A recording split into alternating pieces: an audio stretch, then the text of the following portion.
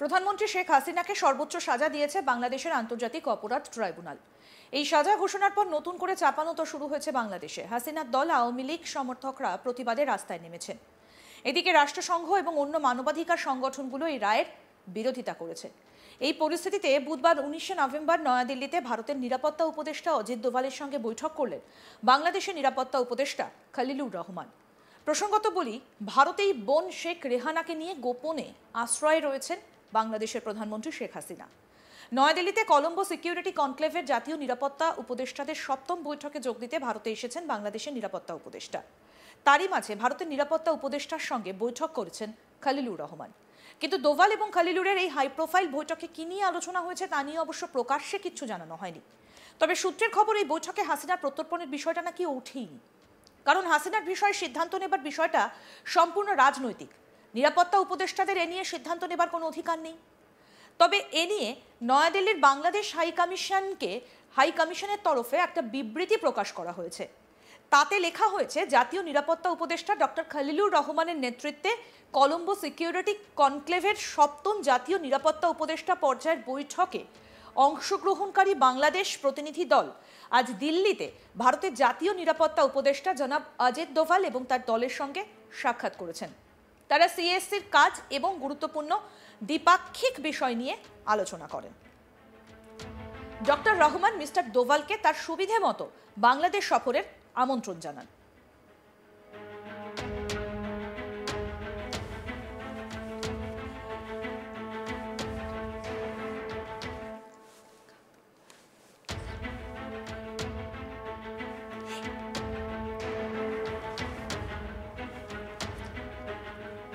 এই হচ্ছে সেই প্রেস রিলিজ যেটা বাংলাদেশ হাই কমিশনের তরফ থেকে বলা হয়েছে। এবং এখানে দেখুন, একেবারে শেষ লাইনে যেটা বলা হয়েছে, ডক্টর রহমান মিস্টার দোভালকে তার সুবিধা মতো বাংলাদেশ সফরের আমন্ত্রণ জানিয়েছেন। এই হচ্ছে সেই প্রেস রিলিজ। সূত্রের খবর, এদিনে দুই দেশের নিরাপত্তা উপদেষ্টার বৈঠকে আঞ্চলিক নিরাপত্তা সংক্রান্ত বেশ কিছু বিষয় নিয়ে আলোচনা হয়েছে।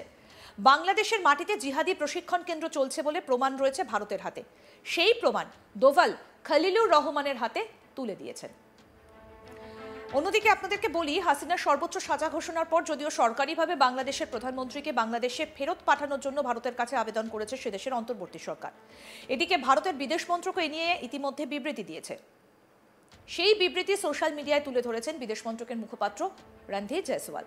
বিবৃতিতে জানানো হয়েছে, প্রাক্তন প্রধানমন্ত্রী শেখ হাসিনার বিরুদ্ধে বাংলাদেশের আন্তর্জাতিক অপরাধ ট্রাইব্যুনাল কর্তৃক ঘোষিত রায়ের কথা ভারত উল্লেখ করেছে।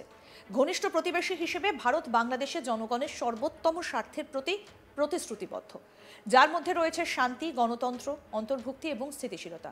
আমরা সর্বদাই লক্ষ্যে সকল অংশীদারদের সঙ্গে গঠনমূলকভাবে যোগাযোগ করব। উল্লেখ্য, বাংলাদেশের বিদেশ মন্ত্রকের বিবৃতিতে স্পষ্ট করে জানানো হয়েছে, মানবতা বিরোধী অপরাধে দণ্ডপ্রাপ্ত ব্যক্তিদের দ্বিতীয় কোনো দেশ যদি আশ্রয় দেয় তবে তা অত্যন্ত অবন্ধুসুলভ আচরণ হবে, যা ন্যায় বিচারের প্রতি অবজ্ঞার শামিল। ভারতের কাছে তাদের আবেদন অবিলম্বে যেন হাসিনাকে বাংলাদেশ কর্তৃপক্ষের কাছে হস্তান্তর করা হয়। পাশাপাশি বাংলাদেশের বিদেশ মন্ত্রকের তরফে প্রত্যর্পণ চুক্তির কথা উল্লেখ করা হয়েছে। তবে হাসিনাকে বাংলাদেশের হাতে তুলে দেওয়া হবে কিনা সেই উত্তর অবশ্য মিলবে ভবিষ্যতে। এদিকে আন্তর্জাতিক অপরাধ ট্রাইব্যুনালে শেখ হাসিনার পক্ষে রাষ্ট্র নিয়োজিত আইনজীবী ছিলেন মোহাম্মদ আমির হোসেন। কিন্তু সাজা ঘোষণার পর সংবাদ মাধ্যমের সামনে বক্তব্য রাখার সময় আইনজীবীর মুখে হাসি দেখা গিয়েছে, আর তাতেই নতুন করে চর্চা শুরু হয়েছে। মোহাম্মদ আমির হোসেন বলেছেন, আমার বক্তব্য হলো এই রায়টা ভিন্নভাবে হলেও হতে পারত, হয়নি, আমার বিপক্ষে গিয়েছে, সেজন্য আমি ক্ষুব্ধ, আমার ভেতরে কষ্ট লালন করছি, এর বাইরে আমার কিছু বক্তব্য নেই। আর এই বক্তব্য যখন তিনি রাখছেন তখন তার মুখে হাসি দেখা গিয়েছে।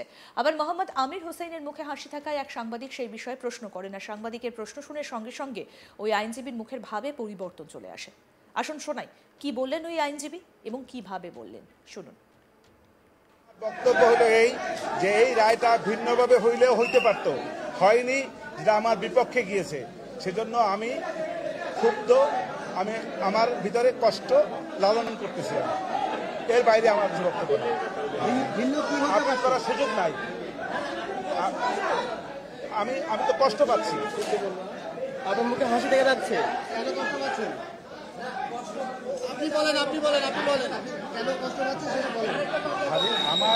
আমার এই জন্যই কষ্ট পাচ্ছি, আমার আসামির সাজা হয়েছে সর্বোচ্চ সাজা। আমার বক্তব্য হলো এই যে এই রায়টা ভিন্নভাবে হইলেও হইতে পারত, হয়নি, যেটা আমার বিপক্ষে গিয়েছে। সেজন্য আমি ক্ষুব্ধ, আমি আমার ভিতরে কষ্ট লালন করতেছি। এর বাইরে আমার কিছু বক্তব্য নেই, আপিল করার সুযোগ নাই। আমি তো কষ্ট পাচ্ছি।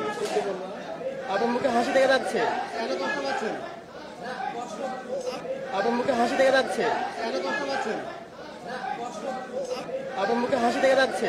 কেন কষ্ট পাচ্ছেন? আপনি বলেন কেন কষ্ট পাচ্ছেন সেটা বলেন। আমার এই জন্যই কষ্ট পাচ্ছি, আমার আসামির সাজা হয়েছে সর্বোচ্চ সাজা।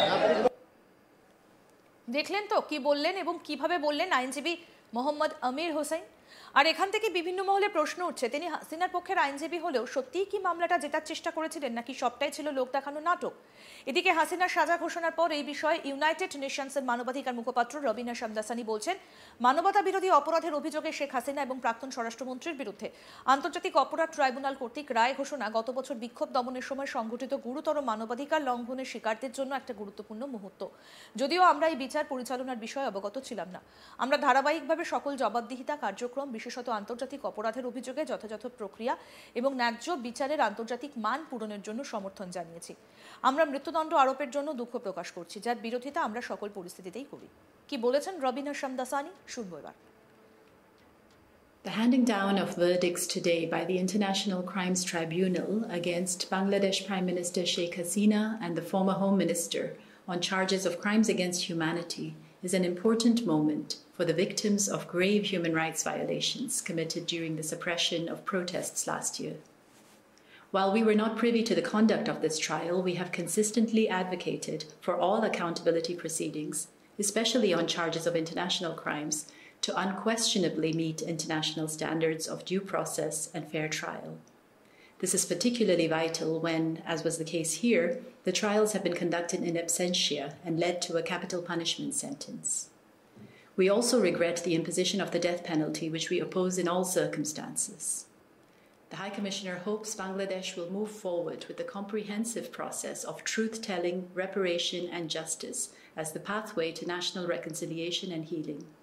This should include meaningful and transformative security sector reforms to ensure that these violations and abuses are never repeated, and our office stands ready to support the government and people of Bangladesh in these endeavours. The High Commissioner calls for calm and for all to exercise restraint in these difficult circumstances. The handing down of verdicts today by the International Crimes Tribunal against Bangladesh Prime Minister Sheikh Hasina and the আরও update পেতে দেখতে থাকুন আজ তাক Bangla, subscribe করুন, notification পেতে bell button option press করুন।